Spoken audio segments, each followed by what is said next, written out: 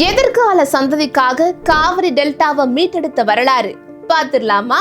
எடப்பாடி பழனிசாமி அவர்களோட ஆட்சி காலத்துல செயல்படுத்தப்பட்ட இன்னொரு முக்கியமான திட்டம்னா அது டெல்டா மாவட்ட விவசாயிகளோட நீண்ட கால கோரிக்கையான காவிரி டெல்டா பகுதியை பாதுகாக்கப்பட்ட வேளாண் மண்டலமா அறிவிச்சது. இதை செயல்படுத்தினது மூலமா சுற்றுச்சூழல் மற்றும் விவசாயத்து மேல அவருக்கு எவ்வளவு அக்கறை இருக்குன்னு நாம தெரிஞ்சுக்கலாம். இத ஒரு வரலாற்று சிறப்புமிக்க முடிவுனே சொல்லலாம்.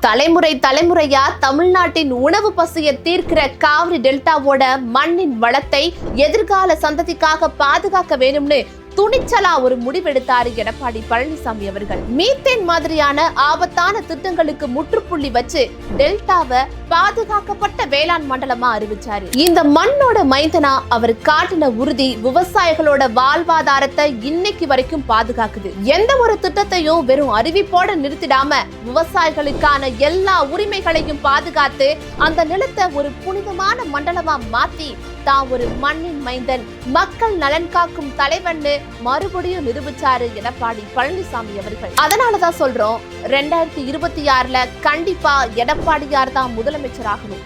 வாக்களிப்பீர் இரட்டை இலைக்கே. நல்லாட்சினா எடப்பாடியார் தான். வாக்களிப்பீர் இரட்டை இலைக்கே.